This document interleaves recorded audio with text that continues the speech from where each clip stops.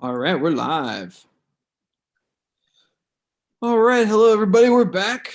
Back to movie mood. Back to business. It's been a while. A It lot of is, things have happened, but yeah, it's we're been a back. minute. The things have been changing, but we're still at it. So I'm excited to talk today with everybody. Yeah, Yeah. yeah. I'm excited to talk about some movies. Yeah. And what are we kind of chatting about today, Alex? So it's been a while since we've talked about movies. So I felt like we could kind of talk about, um, I guess, movies of this year. Talk about movies that we've been kind of really into, like what have we been watching, how have we been watching it, stuff like that. Because in some cases it's been, some of us are watching more shows, some of us are, going watching stuff on streaming versus going out to a theater. Some of us are more into going to the theater than that, Mhm. yada yada yada. But yeah, I thought we could just kind of talk about movies from this year and then movies that we're kind of high on right now.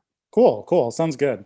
Before we get into that, to your point about, streaming versus theaters, you know how HBO Max has been doing like the releases in theaters and on HBO Max at the same time? Yeah.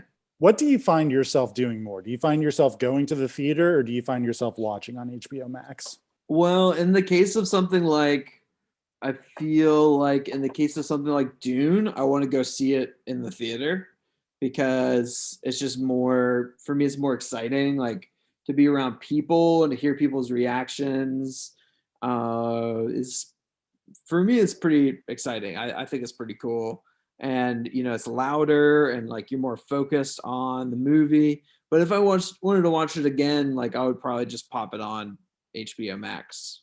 Gotcha. Okay. Hmm. So the first time you want to experience it in the theater.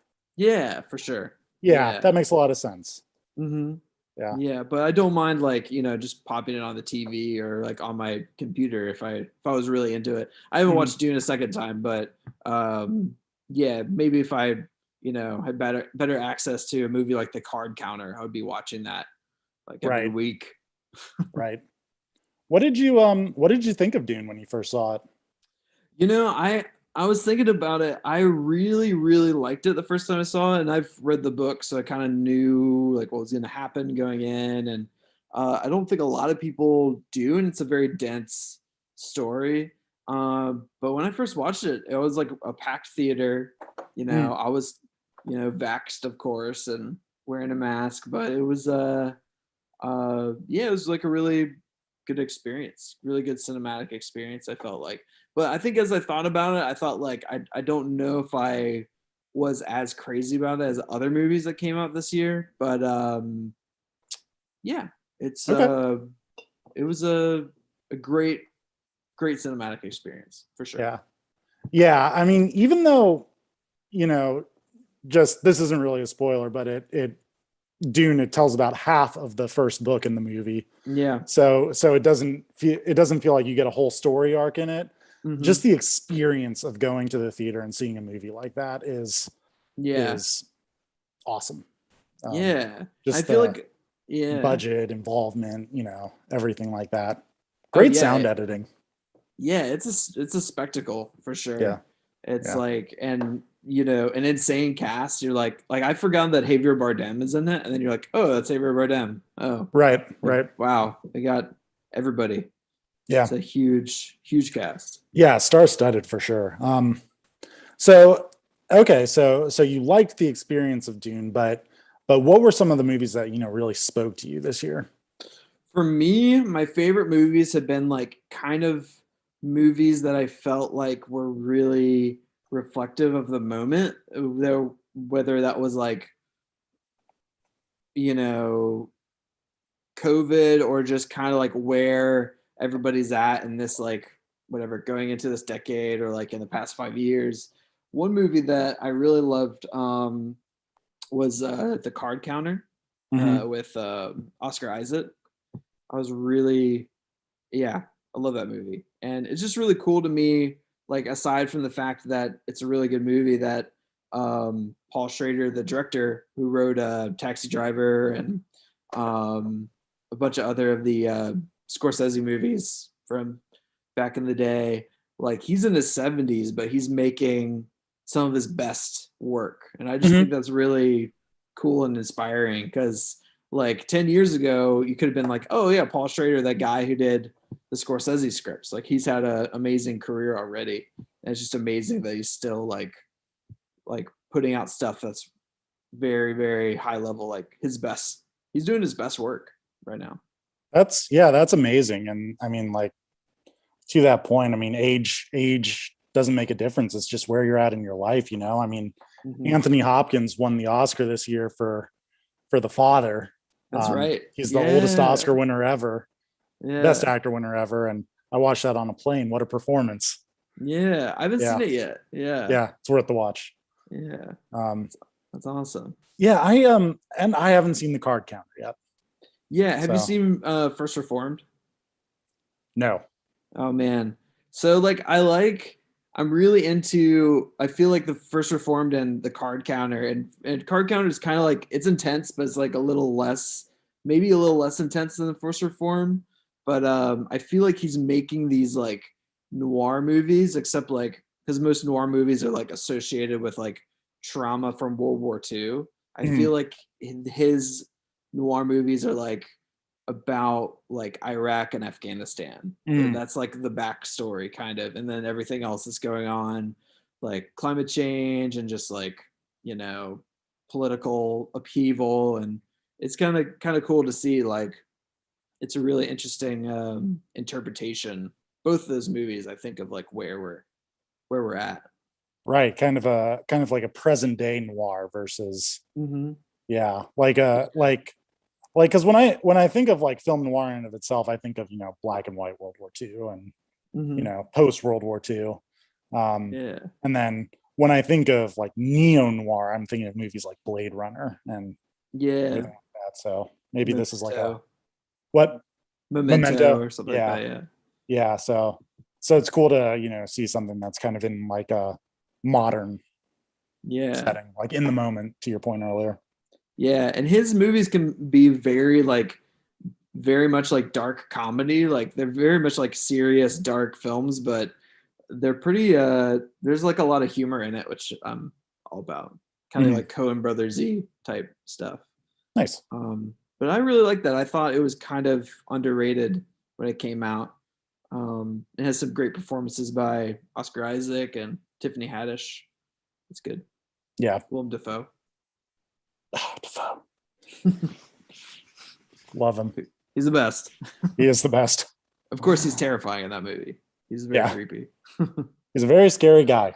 Yeah, for sure. Yeah. But how about you? What have you been watching a lot of? What have you been into? So I keep a running list of movies and shows that I watch. And I was looking at the movies that I went to see in theaters this year. So the first movie I saw in theaters, you know, with mask, with vax, was A Quiet Place Part 2. Yeah. Did you have the opportunity to see that one in theaters? I did, and it was a really good, I felt like, cinematic experience, similar to Dune, like just very like experiential and just like was very, very much sucked you in. And it was also with a packed theater, and yes, it was. It felt like everyone like was quiet, so it was like, you know, it was perfect. Like I didn't hear, like everyone was focused and really into it, and it was great. It's a great movie. A Quiet Place. But like for me, that was the movie that kind of stuck out to me, like that the theater experience was coming back. Because, you know, there were other movies that I saw, you know, movies like James Gunn's Suicide Squad and stuff like that, where I just watched it on HBO Max. Me too. Yeah, I forgot about that one. And even In the Heights, which was a very, very good movie. But that A Quiet Place Part 2 was the one that stood out for me as like the one that like this is bringing people back to the movie theaters. Yeah. So that's like a positive for me. For sure. Yeah. Yeah, I think like uh it can be really for me, I really like going to theaters for a lot of reasons, but I just like being around people. I feel Yeah, like it's a very powerful experience. Um absolutely. I mean, yeah. you absolutely get a different experience watching a movie in theaters with people with a big screen in the dark, surround sound than you do at home. Like for Mhm. one of the things I've been doing this year is going to see a lot of re-releases of movies at the Senator. Yeah. And I mean, like for instance, I went to see Jaws on the 4th of July. That's a movie I've seen 100 times. I love Jaws. Jaws is awesome. Everybody loves Yeah. Jaws. But seeing it in a full theater, you know, it's a different experience altogether. Definitely. Yeah. Definitely. I know I saw something recently at the Bird, but it's also funny. Like I find it entertaining to like when I think about experiences in movie theaters. Like a lot of people don't like it when people talk in movie theaters, and I think it's like it really depends because sometimes people have some really good like funny reactions to different movies. Like when I saw Mhm. Midsummer, like there's kind of like a running commentary from somebody, but it was like perfect and hilarious. Like the things she was saying, Yeah. like during this batshit movie.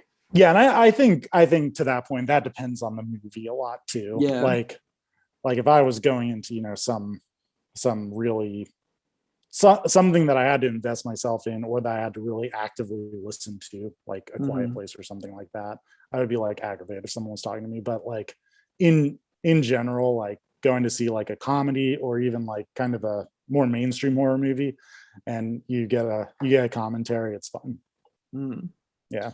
Did you go to see Last Night in Soho in theaters? I did see Last Night in Soho in theaters. Nice. Yeah. I think I think out of I realized I only saw 4 new movies in theaters this year. Wow. Um, and I think out of those 4, but I saw a lot of re-releases. That's awesome. Yeah, but I think out of those 4, Last Night in Soho was my favorite. I Mm-hmm. really like Edgar Wright's style a lot. I really do. I always have. Yeah. Yeah. Yeah, it's awesome. I'd like to watch it again at some point, but I really liked it. It was really good. And I felt like leading up to it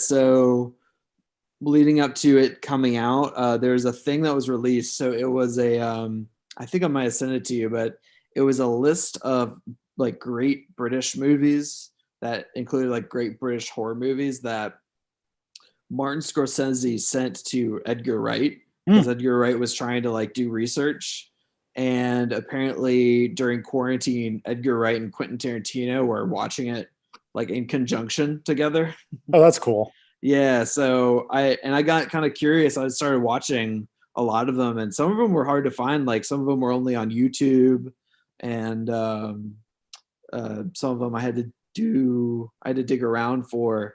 But it was a lot of like the Hammer films and stuff like that, and you could definitely see that influence on Last Night in Soho, and yeah. But he's just very like his movies are very fun. Like His movies are a lot yeah. of fun. Yeah. They always look beautiful too. They've got terrific soundtracks. He he he's definitely one of the best filmmakers out there today. For sure. Yeah. Yeah, yeah, but From Baby Driver to mhm. Scott Pilgrim. Yeah. Yeah. So actually, out of the movies that I've seen that he's made, I think when a lot of people think of Edgar Wright, they think of the Cornetto trilogy, Yeah. which Yeah. are awesome, awesome movies. Don't get me wrong, but Baby Driver and Last Night in Soho in particular, just because I like horror movies, like Yeah. they really stand out to me. It's a lot of fun.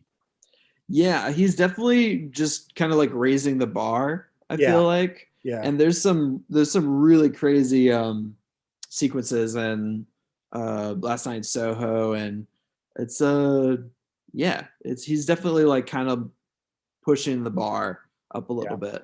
And I went into it not having seen the trailer for it, just knowing that it was a movie that Edgar Wright directed. So I had no idea what it was about, just went in completely blind. That's And I was awesome. like, yeah, it was awesome. It was a awesome experience. Yeah. I want to do that more often. Yeah. I almost wish I hadn't have like built it up with the movies I watched beforehand, but I'd like to watch it. I still had a good time. It was Yeah. still really, really good. Mm-hmm. But I caught myself kind of being like, oh, that's that reference. Like, oh, that's that. And not as like focused on the story, I guess. Mm-hmm. But it was good. Great movie. Yeah. Let's see. Some what else? other films that came out. Did you see The French Dispatch? No, I actually have not. Yeah. It's good. Yeah, Timothy Chalamet's having a year. Oh my gosh. Yeah. He's the only actor around here. There's only one actor. No, was it I did read reviews for it. What was your impression of it? So I liked it. I felt like it was a little bit like too much was going on. I felt like it was a little bit all over the place, but it was still like it was fun for me because I love Wes Anderson movies. Mm-hmm. But I think somebody who's like not as familiar would kind of be a little bit lost or kind of a little bit not as into it. But yeah, I liked the performances. I liked Jeffrey Wright in it. It was really awesome. Francis McDormand. But I felt like it wasn't as good as like something like Grand Budapest Hotel or Life Aquatic or my favorite Rushmore. Yeah. But yeah, it was pretty good. Yeah, what about the Royal Tenenbaums? Yeah, or the Royal Tenenbaums. Yeah. Yeah. One of Gene Hackman's last performances. Yeah. Yeah. Yo, he's still alive, right? He is. He is. He retired. You said that. I was like, wait. No, I didn't. I don't know. Yeah. Yeah. Gene's good. Don't tell me that. I don't want to know. Yeah. Let's see what else is out there. Did you see No Time to Die? I did. Yeah, let's talk about that. Yeah, let's do it. So what were your thoughts? I liked the way they went with it. It was a some controversial decisions were made, but for sure. I'm bought in on it. I can go with it. You're bonded on it. Yeah.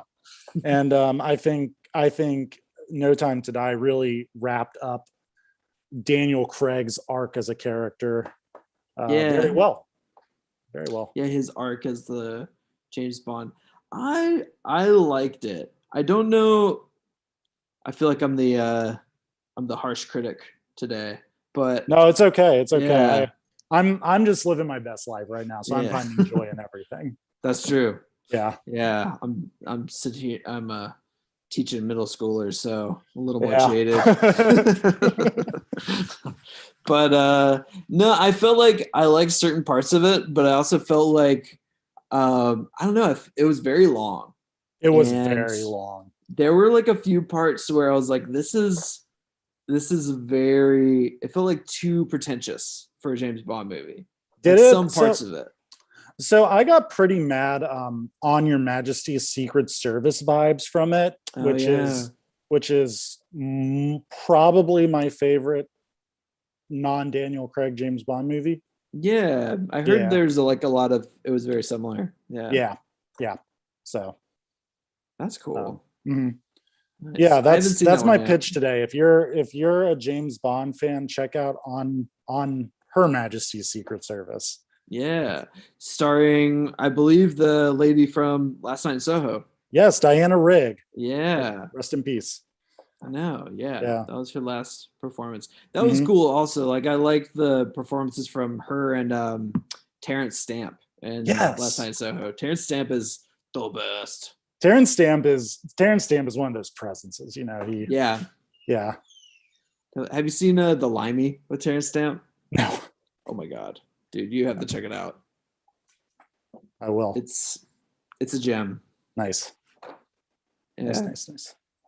But yeah, I like parts of No Time to Die. I just felt like parts of it were kind of a little bit pretentious and long-winded. But still a good James Bond flick. It wasn't bad. Yeah, it was. Yeah, I think for me it was up there. I so admittedly, like I like my James Bond pretentious or absolutely corny, and no in Mhm. between. Yeah. Um, so so like I liked No Time to Die as a pretentious James Bond movie with its, Yeah. Academy Award nominated cast, Ray Fiennes, Yeah. and Oh my yeah, they're gosh. like they're like prestige pictures now. You had Sam Mendes directing them. Yeah. Yeah. Yeah, the guy who directed No Time to Die is also he's a big he's made some big artistic, very artsy movies. Good Hmm. movies though. Yeah. Yeah. Like Beasts of No Nation. Oh yeah. Yep. Yeah. And he was a screenwriter for the It movies, I believe. Oh, for real? Yeah, I believe so. Oh, Sure. nice. Fun movies. It's getting some good work. Yeah. Good Yeah. for him. That's cool. So who's gonna be the next James Bond? Who do you think? All right. So Is it gonna be I Idris? no, I think Idris is too old. Yeah.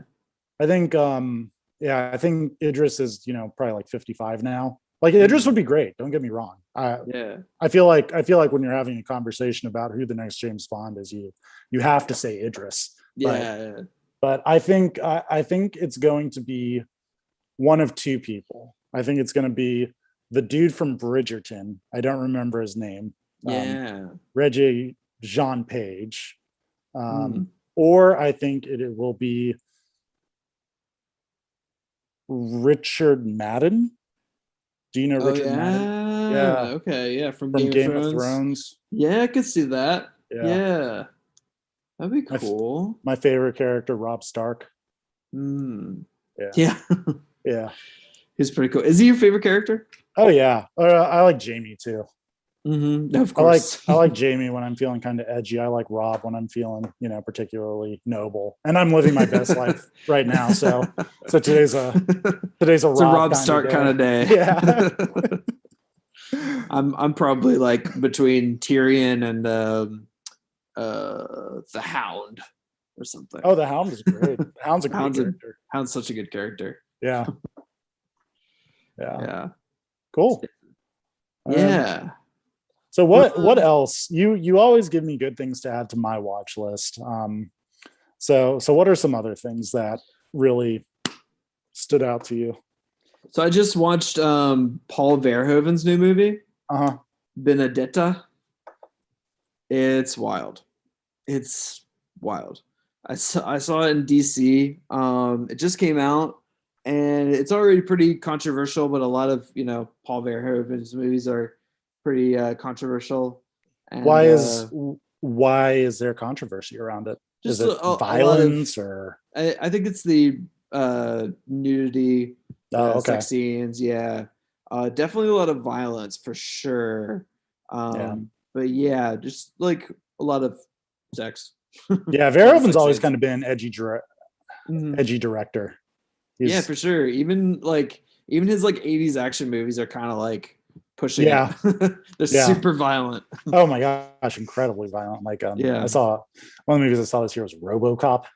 Oh yeah. Yeah. that's a It's that's a pretty wild crazy. ride. Like the end Yeah. when they're in that warehouse and it's like somebody's arms get chopped off or something, and Oh my gosh, it's it was like brutal. ah. It's absolutely brutal. um And yeah. Total Recall, Arnold Schwarzenegger uses that guy as a body shield at one point. Uh yeah. Poor Yeah, bystander. but I liked it a lot. Yeah, I enjoyed watching it. Um, yeah, that's been another big one. I also went to the Virginia Film Festival again, like I do every year. I Mhm. try to. And I feel like the lineups haven't been. I think this year, just because of like 2020, like a lot of these movies are like kind of old. Like they missed their when they're supposed to be presented, like The French Dispatch, um, and probably Benedetta too. Um, so I feel like there weren't as many like um really interesting. There were interesting movies, but there wasn't as many movies. I feel like at the film festival and in general in 2021. But a few that I saw at the Virginia Film Festival. There's a weird one called Memoria with Tilda Swinton, and that one was funny. So it was one of those movies like 2001 or like a Russian art film that was just like you watching somebody sitting for like 20 minutes, and so that was difficult to watch. So you just watched Tilda sit there and Well, it had like a plot, but like towards like the end, it started to kind of like unravel and become this like magical realism thing. And there's like some very long scenes where like, oh my god, like please, like let it cut or let it like do something else, because she's just like sitting next to the stream, like, and this person's like falling asleep next to the stream, and you're like, oh my god. right. But it's definitely like supposed to be like, I mean, that's the point. Like it's supposed to be like 2001. Like it's supposed to be like stretching Very cerebral. the consciousness sort of thing. Yeah. Love it. And then I saw a Spanish movie called Paralelas Madres by Almodovar, which is great. He's still making great movies. Awesome. Yeah. And I saw the TV show Dope Sick at the film festival as well. Nice. Filmed in Virginia. Is the film festival in Richmond? It's in Charlottesville. Charlottesville. Yeah. Mm-hmm. Okay. Yeah. Yeah, and it's usually interesting because it's definitely like there's a lot of money there, and it's usually like produced by these very like it's brought to you by like Bank of America and like some very wealthy donors from Charlottesville, and usually there's some celebrities there, but this year not so many. Yeah, gotcha. Mm-hmm. Cool. Yeah. How about you? What you been high on? Yeah, so I have been Movies wise. I've been high on a few things. I've been on a bit of a Hitchcock kick. Oh, nice. Yeah. And what else am I high on? What Hitchcock movies have you been watching? Oh, so just some of the classics, North by Northwest, Rear Window, Rope. Yeah. Yeah. Just we really probably should do a deep dive into Hitchcock one day. Definitely. I almost to me it feels like Hitchcock is kind of the bridge between, the classic cinema of the 30s and 40s and the modern cinema. But that's just a thought I have. Yeah. Definitely. Yeah. Like Hitchcock. Yeah. You wouldn't have James Bond movies without Hitchcock. Oh no, you get James Bond steals heavily from everything Hitchcock. Yeah, absolutely. Yeah. Absolutely. What about you? What are some things you're high on? Well, now I kind of want to watch some Hitchcock, but do it. So I've been what have I been watching? So I watched there's I guess three like big ones that have been on my radar because I could talk about. One movie is called Raw. It's a horror movie from France that came out a few years ago, and it just got onto Netflix. And I had heard about it, and I watched it, and it was great. It's so good, and it's definitely has that like similar to Last Night. I'm pretty sure like Last Night Soho takes a lot from it, like uses a lot of stuff.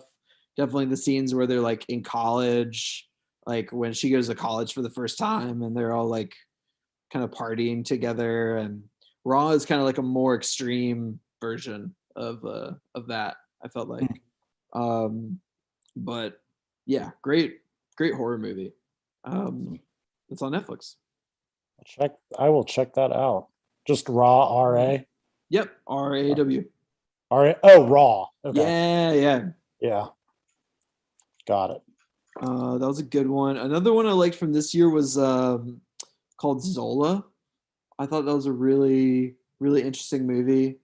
And I feel like it was also kind of like The Card Counter is kind of underrated It was very much felt like it was like a snapshot of now sort of thing. Mhm. And yeah, I really like that one. Kind of almost like a Paul Verhoeven movie a little bit. Very Love it. edgy. Love it. Yeah. What about anything else? What about Harry Potter? What do you think on? Yeah, I started rewatching Harry Potter. Yeah. I mean, besides all the Criterion Channel movies I watched, I did rewatch Harry Potter. I got all the way up to uh Prisoner of Azkaban, which is kind of crazy. Like that's a crazy movie, but the first two are also pretty great too. Pretty great movies.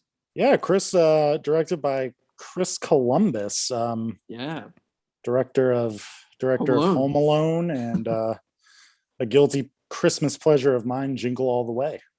Oh right. Did he Yeah. direct that? I think he did. Now I'm gonna sound like a fool. if he didn't. He's got a specialty for like Christmas movies, and Harry Potter is definitely feels like a Christmas movie a lot. So I think one of the things that stands out for him as a director is he does a good job of directing child actors. Yeah, for sure. Yeah. Yeah, like it's just a skill that he has. Yeah, Home Alone. Yeah. Miss Doubtfire. Did you do Miss Doubtfire? I think so. Yeah, Okay. I'm pretty sure. Mm-hmm. Yeah. No, he did not direct Jingle All the Way. I just made that up. Yeah. So okay. Might as well. Yeah. You should have. Yeah. What's your favorite Harry Potter movie? What's the best My one? favorite movie is The Prisoner of Azkaban. Yeah. Because it is so different and wild and kooky. Yeah, it's definitely it's kind of when Harry Potter got artsy. Like it started like messing around with like longer takes, and it was like a little darker, a little bit more like Tim Burton-y sort of thing. And also it's Alfonso Cuarón, who's the best. He's awesome. Right. So right. Yeah.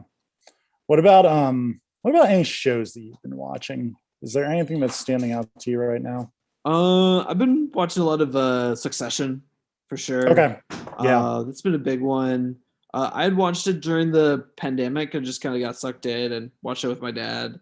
And then I've been kind of keeping up with it, not as much. There's a show I watched, Dope Sick, which was very good, partially because it was cool to see like all the stuff they filmed in Richmond. Mm-hmm. And they actually had a drone shot of Fredericksburg in the show, which is cool. How about you? Nice. Yeah, for me, when it comes to TV, I've been sticking on things that make me laugh. Yeah, just because I'm high on life right now. Yeah, baby. Yeah. So yeah, I recently finished Ted Lasso. Oh yeah, people love that show. Which is it's a delight. It's so wholesome. It's funny. It's pure. It's great. And have you ever seen Cobra Kai on Netflix? I have not. No, I hear people are high on that as well. Oh, dude, I'm high on Cobra Kai right now. Now that I finished Ted Lasso, and this is embarrassing, but I've never seen The Karate Kid. So I haven't either, actually. Yeah, we call ourselves movie people. Yeah, and we haven't seen The Karate Kid. What's up with that? Mm-hmm. But no, Cobra Kai is a delight. Yeah. And then the other show. So Succession is next on my watch list after I finish The Sopranos. You got to. Oh yeah. Which is very, very, very funny. It is a funny show. I'm like watching it, and I am a few months ago. I've been watching some of the HBO classics. Like you finished The Wire, right? I finished The Wire. Yeah. Season 4 is an absolute masterpiece. I feel like season 4 probably pushed me into education. Yeah. So definitely. Season 3 and season 4 of The Wire are probably like the two greatest seasons of television ever produced. And then the other 3 seasons are awesome as well. Mm-hmm. But it's a pretty serious show. it's very serious. It's a Yeah, very there's some serious funny show. parts, but it's not as funny as The Sopranos. No, it's not as funny as The Sopranos. Like I wish James Gandolfini was still with us. I know. He's such a warm presence. It's very. I felt like whenever I watched The Sopranos, it was very addicting to like want to act like Tony Soprano. You know what I mean? He's charming. Like after you watch it, you're like, hey, hey, Yeah, exactly. what do you mean? Oh, it's charming and endearing. yeah. I'm for it. Which season are you on? I'm actually on season 1. Nice. Yeah. Nice. There's some definitely like I was thinking like there's some really funny episodes. Like, yeah, I don't want to spoil anything, but Yeah, don't spoil anything. there's a lot of fun. And a lot of fun and bummers to be had for sure. Oh no. Yeah. Okay. Mm-hmm. Yeah. But it's a good show. Yeah. What else have I been watching? So I've been really into this one show on HBO called How To with John Wilson. Okay. And they're just out with new episodes now, which I'm really excited about. But the first season is really worth watching, and it's kind of like a documentary series, but it's also funny. Have you seen Nathan For You? I have seen Nathan For You. Yeah, it's kind of like that, but if it was like a real, but if somebody was filming like a realistic documentary. Okay. Yeah, it's hilarious. I'll check that out. I bet that's funny. Yeah, I think it's produced by Nathan Fielder too. Nice. Yeah. Nice. And then, so I'm stoked to watch that. We can't get through talking about 2021 movies and shows and older movies and shows without talking about Squid Game. Oh boy. Yeah. That's so true. I totally forgot. I totally forgot. Did you watch it? Yeah, I watched it in its entirety. Yeah. What'd you think? I loved it. I thought it was fantastic. The production value, the performances, the plot. It was all there. Yeah, I really liked it also. Like I felt like it feels like Korean cinema is really having like a renaissance right now. Yeah, it does seem that way. Yeah, because you've got, I mean, I'd never heard of that director before, and he directed all those episodes, which is crazy. Mm-hmm. But it seems to have like a lot of the same themes that those directors are really into, which is like a lot about capitalism and a lot about like the plight of the poor. And I felt like when I was watching it, like towards the end, like I'm a big Kurosawa head. I felt like the ending was super like a Kurosawa ending, like the way that like it all became one, like the in the hospital room scene. I felt like it was something I was like, this could have been like a Kurosawa movie, like 50 or 60 years ago or whatever. But yeah, I also feel like I read so many think pieces about like how violent Squid Games is and how upset people were, and I was like, I don't know, get over it. Like, it's just kind of mind blowing because it is like a very very stylized violence. Very stylized, yeah. Yeah. Mm-hmm. But also, yeah. But I felt like it was interesting that it's actually like a pretty like mainstream show for Netflix. Like it's very popular, but it's also like a Korean foreign film. Mm-hmm. Yeah. Yeah. So I thought that was kind of cool. Did any of the characters stand out to you? I mean, I like the main character. Did you? Okay. The main character is cool. Yeah. I thought they're all interesting people. The old man was cool. The business. Was it his like brother or his like Song Woo. Woo. Yeah, he was my favorite. Of course. The one that went to business school was my favorite. Sung Koo was such a scumbag. No, he was. He was trying his best. They were all like fighting. I mean, you did not like him when he. Dude, I liked Song Woo. I don't know what to tell you. Yeah, I just felt bad for the Indian guy. Oh, me? Oh my gosh, yeah. That was when like because I was watching it with Becky, my girlfriend, and we were both like, no. After that, we're like, we don't we don't mess with that guy. We don't like him. Well, there's some really good characters. Like I also really liked the crazy lady who. Oh, I know. Yeah, I Yeah, know she exactly who you're was. talking about. Yeah, she would like. I totally forgot. I was like thinking about the characters just now, but yeah, Mhm. she was really good. Yeah, really good performance too. Yeah, Yeah. yeah. But So yeah, what a great show. yeah, Incredible. Really has like been a very like zeitgeisty show, like super popular. yeah. But surprising that it's popular. So if I'm thinking of movies like Squid Games or Bong Joon-ho movies, what Yeah. are some other movies that I would like if those very general things that everybody has seen Yeah. stand out to me? Well, who's that one guy? Because there's I mean, just in general with like Korean cinema, what's that one guy's name? Because the Bong Joon Ho, you've got like Snowpiercer, you've got like Parasite. Mm-hmm. What's the one vegetarian one? I'm blanking on that Okja, one. Okja. Yeah, yeah, yeah. the vegetarian one.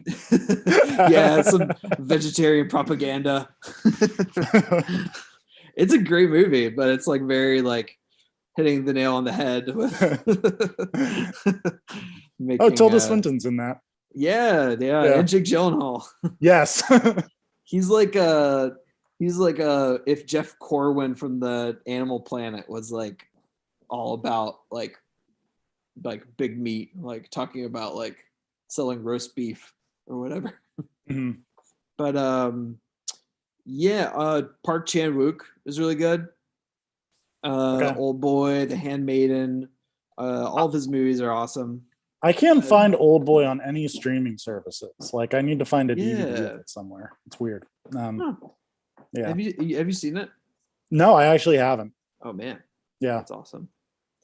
Yeah. Great hammer scene with the hammer. Mm. Very good. Yeah. He also has done like a bunch of series. He did a show. It was like a John le Carre adaptation. I might have been the only person that watched it, but it was the Little Drummer Girl with Florence Pugh and Michael Shannon. It was super good. I love Florence Pugh and Michael Shannon. Yeah, Yeah. it was a good like spy thriller that Cool. Park Chan Wook did. But him and Bong Joon Ho. Am I Mm-hmm. saying it right? Mm-hmm. Yeah, they're kind of the big. Oh yeah, actually, there's a really good one too, by Park Chan Wook called a Joint Security Area, and that one is crazy. Um, it's kind of like it's kind of like about guards for North Korea and South Korea that meet up and fall in love. Oh, wow. Yeah, it's fun. Probably pretty compelling. Yeah, It's a good fun. one. Don't know about it's fun. It's fun. No, but also, I mean, like a lot of the Korean cinema kind of is similar to, I feel like Hong Kong cinema from the 90s and also like Japanese cinema from the 60s. So those stuff are really good too. There's one director also I wanted to talk about that I'm really high on. I think his name is Johnnie To, but one of his movies is on Amazon, and he's just a really good action director. The movie's called Three, and it's like about like it takes place entirely in a hospital, and it's like about this like psycho guy that this cop is beating up that they're like trying to do surgery on, but the cop is also trying to like interrogate the psycho guy, and the doctor and the cop are conflicted, and it's good. It's a good time. Nice. Yeah. Three on Amazon Three. Prime. Three. All right. Yeah. All right. I see it here. A 2016 film. Yep. Yep. Got it. It's on my watch list, Alex. Good. Check them All out. right.